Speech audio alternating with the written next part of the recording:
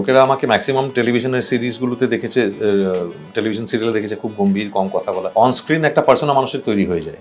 এখনো কাজ করার সময় ডিরেক্টরকে বলে কি করবো বলো তো একটু। হাই ফ্রেন্ডস, আমি আরশি নিয়ে চলে এসেছি কোথায় তারা। আর আজকে যাকে নিয়ে এসেছি তার একটাই পরিচয়, তোমরা সবাই চিনবে, ডক্টর উজান।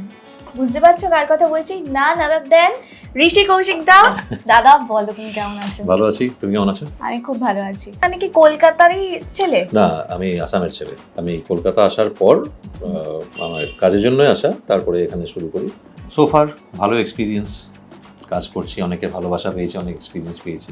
যে তোমার যে এত দিনের একটা অভিনয়ের জার্নি, প্রথম থেকে একটু বলো যে কেমন করে শুরু হলো, কি কি তুমি এক্সপিরিয়েন্স তোমার কি কি আছে সেগুলো আমাকে একটু বলো। প্রথমে তো আমি জি বাংলায় একটা সিরিয়াল করেছিলাম, আমার একদিন প্রতিদিন বলে।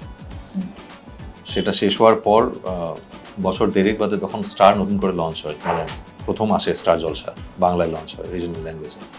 তখন তার কার্টুন রাইজার শো ছিল এখানে আকাশ নীল, যেখানে আমি ডক্টর উজান চ্যাটার্জি হয়েছিল। সেটা খুব ফেমাস, ওটা স্টারের প্রথম সিরিয়াল, মানে প্রথম 4টে সিরিয়ালের মধ্যে ওটা দিয়ে শুরু হয়। তারপরে আরেকটা প্রথম সিরিয়াল কার্টুন রাইজ হয় এখানে আকাশ নীল দিয়ে। সেটা আমার কাছে একটা খুবই স্পেশাল মেমোরি আর কি, থেকে যাবে যেটা।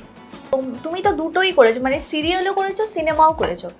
তো তোমার নিজের পার্সোনাল অভিজ্ঞতায় কোনটা তোমার সবথেকে বেশি ভালো লেগেছে? মানে সিনেমার দিক ভালো লেগেছে না সিরিয়ালের জগৎটা ভালো লেগেছে? খুব সিম্পল অর্থে সিনেমা আর সিরিয়ালের ডিফারেন্সটা হলো, তুমি একজন লেখিকা, তুমি নিউজ পেপারে লেখো রোজ খবর, নাকি তুমি বই লেখো। বইটা হলো সিনেমা, নিউজ পেপারটা হলো সিরিয়াল। প্রত্যেক আর্টিস্টই, আমার মনে হয় প্রত্যেক আর্টিস্টই কিন্তু চাই যে আমি সিনেমা করব, কারণ সিনেমা করার একটা আলাদা ফিলিং থাকে, তার অনেক রকম মানে এক্সপেরিমেন্ট করা যায়।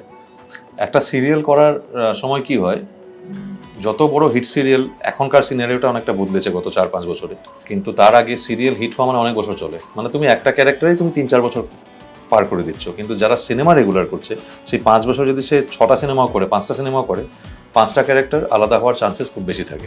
তো তোমাকে কি ভবিষ্যতে ডিরেক্টরের চেয়ারে দেখা যেতে পারে?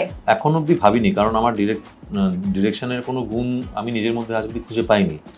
এখনও কাজ করার সময় ডিরেক্টরকে বলে কি করবো বলো তো একটু। হয়তো কোনোদিনও যদি সকালে উঠে মনে হয় যে না আমি পারছি, মানুষের একটা স্পার্ক আসে, সেটা যদি কখনো আসে তাহলে হয়তো ভাববো, কিন্তু আজ অবধি আমার ভেবে ওঠা হয়নি। তোমাকে দেখে না মনে হয় যে তুমি খুব গম্ভীর, খুব সিরিয়াস, মানে এটা কি তুমি রিয়েল লাইফে এরকম? আমি মানে কি বলবো, এক্সট্রোভার্টও ইন্ট্রোভার্টও, মানে যার সঙ্গে আমি খুব মানে মিশতে পারি, আমার ফ্রেন্ড সার্কেলের মধ্যে তারা জানে আমি কিরকম ওইগুলো পছন্দ করি, ইয়ার্কি ফাজলামো করি বা লোকের পেছনে লাগি, ইউনিটে সবাই জানে যাদের সঙ্গে কাজ করি। কিন্তু অন স্ক্রিন একটা পার্সোনা মানুষের তৈরি হয়ে যায়। তাতেই লোকেরা আমাকে ম্যাক্সিমাম টেলিভিশনের সিরিজগুলোতে দেখেছে, টেলিভিশন সিরিয়ালে দেখেছে খুব গম্ভীর, কম কথা বলা। আর লোকেরা তো সবাইকে, এখন আমরা সোশ্যাল মিডিয়া একটা মানুষকে চিনি বা টেলিভিশন বা সিনেমায় চিনি, পার্সোনালিটি তো কাউকে চেনার বা জানার সুযোগটা আমরা পাই না। সেভাবে আমরা একটা ধারণা করে নিই মানুষটার প্রতি, সেটা আমার ক্ষেত্রেও একই রকম হয়। তোমার কি আসামে যখন থাকতে তখন থেকেই প্ল্যানিং ছিল যে অভিনয় করবে, না অন্য কিছু ভেবে কলকাতায় এসেছিলে তারপর অভিনয়ের জগতে আসা? তেজপুরের ছেলে আসামে, গুয়াহাটিতে আমি একটা মডেলিং কন্টেস্ট জিতেছিলাম, তারপরে সেখান থেকে একটা কনফিডেন্স বুস্ট হয়। তারপর ভাবলাম যে না, বম্বে যাওয়াটা একটা মধ্যবিত্ত ছেলের পক্ষে রূপকথায় সম্ভব হয় বা কোনোভাবে চলে গেলেও ইয়ে হয়, কিন্তু প্ল্যানফুলি একটা খুবই হাম্বল ব্যাকগ্রাউন্ড থেকে আসা একটা ছেলের পক্ষে বম্বের কথাটা এত ইজি হয় না। আমি ভাবলাম যে যখন বাড়ি থেকে বেরোতে হবে তাহলে আরেকটু এগিয়ে আমি কলকাতায় ট্রাই করি, যেহেতু বাংলাটা আমার বলার অভ্যেস ছিল, পড়তে পারি। আমি তাহলে কলকাতায় ট্রাই করি, মডেলিংয়ে ট্রাই করি, তারপরে দেখি কী হয়, মানে একটা স্মল স্টেপ নিই। আর মডেলিং থেকে আমার আলটিমেটলি ইচ্ছে ছিল আমি অ্যাক্টিংয়ে শিফট করব। আমার নিজের কাছে এটা সবচেয়ে বড়, আমি একটাই লিপ পেয়েছিলাম। আমি গ্রাসি মিস ট্রেন্ডে 2003-তে ফাইনালিস্ট ছিলাম। কলকাতা থেকে আমি গেছিলাম, মানে সিলেক্ট হয়ে, তখন আমি কলকাতায় চলে এসেছি। সেটা হওয়ার পরে আমার একটা কনফিডেন্স এসেছিল যে আমি করতে পারবো শো বিজনেসে কিছু একটা, কিন্তু ওখানে গিয়ে আমি উইনার হতে পারিনি যথারীতি। আর তখন বুঝিনি, এখন বুঝি সেখানে উইনার হতে গেলেও কিন্তু অনেক বেশি গ্রুমড হতে হয়, তার জন্য একটা ব্যাকগ্রাউন্ডটা অনেক ম্যাটার করে।